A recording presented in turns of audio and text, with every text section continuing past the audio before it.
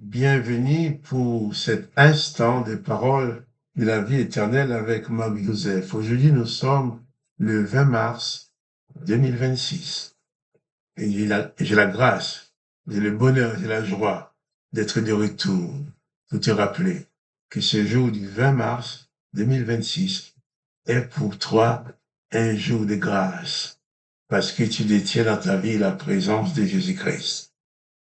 Et surtout, Jésus-Christ dit, je le répète, je suis avec toi tous les jours jusqu'à la fin du monde. Il convient de prendre conscience que Jésus-Christ est avec toi afin de bannir toute forme de peur, de terreur, de déprime, de découragement. Quoi qu'il arrive, élève ta foi vers Jésus-Christ.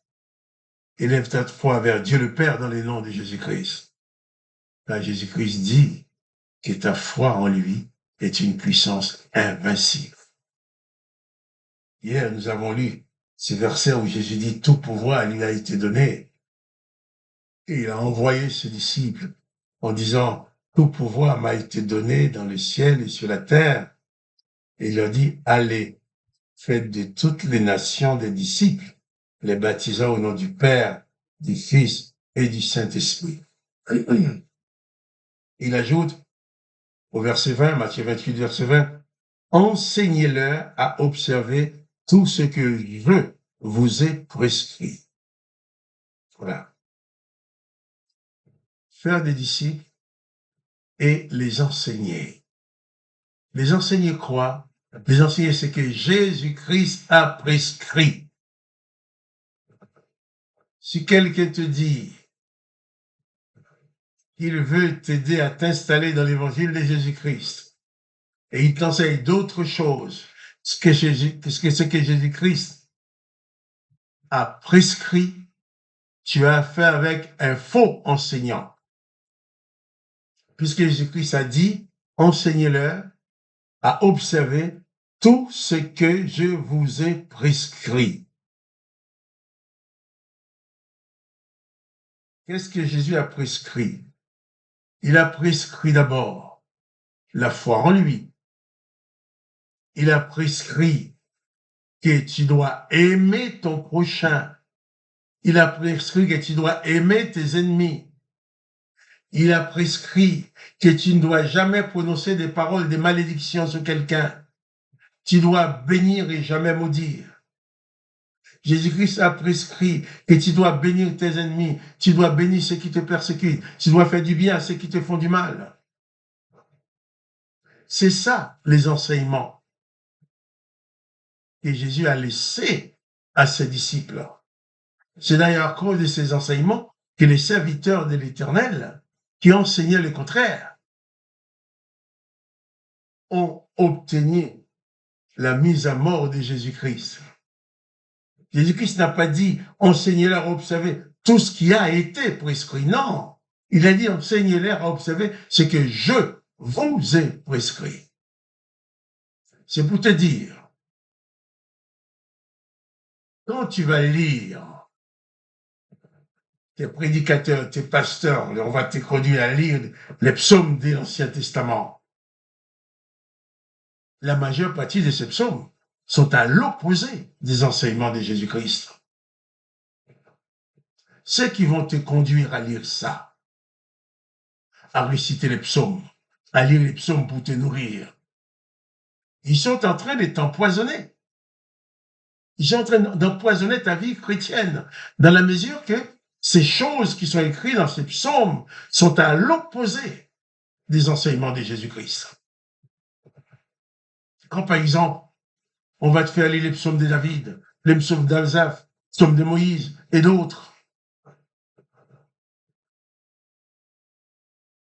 tu vas lire, par exemple, quand David dit à l'Éternel et son Dieu, tu vois ces gens que j'aime et qui me font du mal. Si David avait reçu les enseignements de Jésus-Christ pour les mettre en pratique, il aurait dit, je te demande de les bénir, de leur faire du bien. C'est ce que Jésus ordonne. Mais non, c'est pas ce que l'Éternel ordonne. L'Éternel ordonne la vengeance. Mais David va adresser à l'Éternel une prière conforme à ses enseignements, en disant, place-les sous l'autorité des méchants, qu'ils soient jugés et trouvés coupables. que sa femme devienne veuve, que ses enfants deviennent orphelins, que ses orphelins aillent mendier leur pain loin de la demeure. Et David va à fond. Et personne n'a pitié de ces orphelins-là. Et on saura qu'il y a un Dieu pour Israël.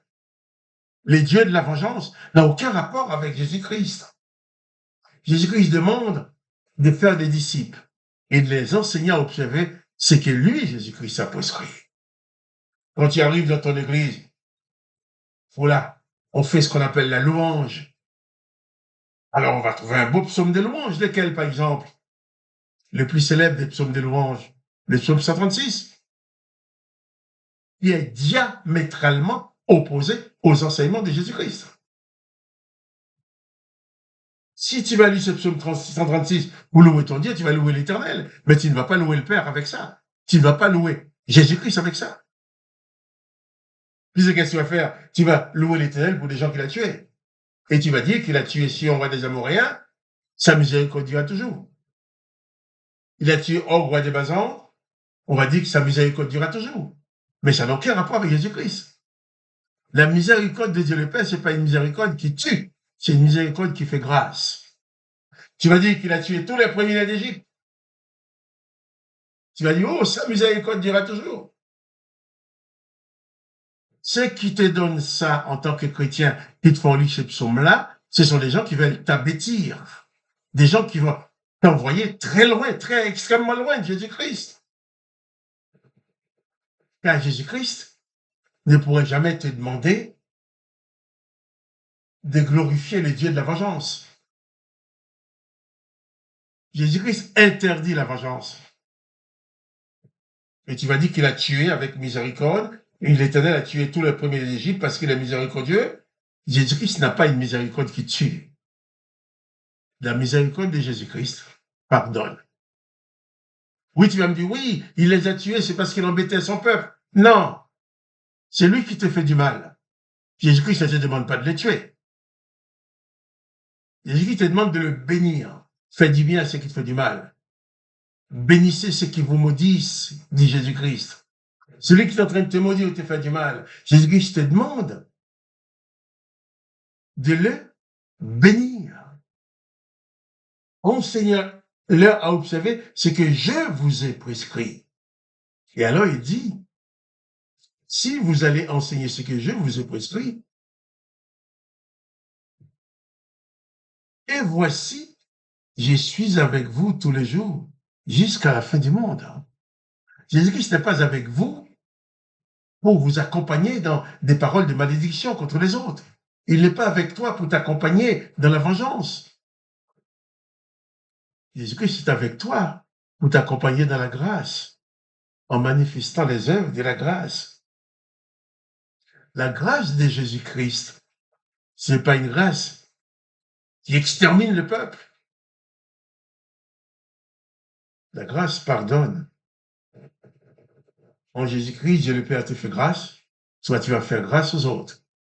Mais tu dois te limiter à consommer comme enseignement uniquement ce que Jésus-Christ enseigne. Enseignez-leur à observer tout ce que je vous ai prescrit. Pas autre chose. Ce que tu vas chercher dans les psaumes, ce n'est pas Jésus-Christ qui les a prescrits. Les textes de vengeance et de guerre, tu vas lire dans l'Ancien Testament, ce n'est pas Jésus-Christ qui les a prescrits. Mais va dans le Nouveau Testament, tu vas trouver les paroles de Jésus-Christ.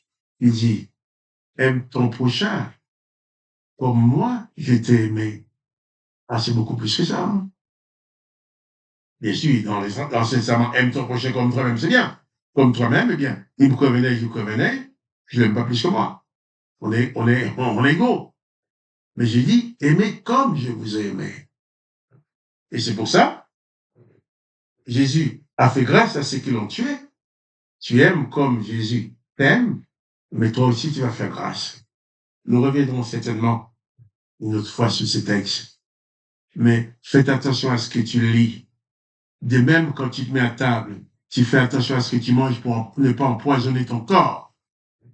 Quand tu lis aussi pour t'instruire spirituellement, Fais attention à ce que tu reçois spirituellement pour ne pas empoisonner ton esprit. Sinon, tu vas te proclamer chrétien tout en faisant toujours le contraire des œuvres de Christ.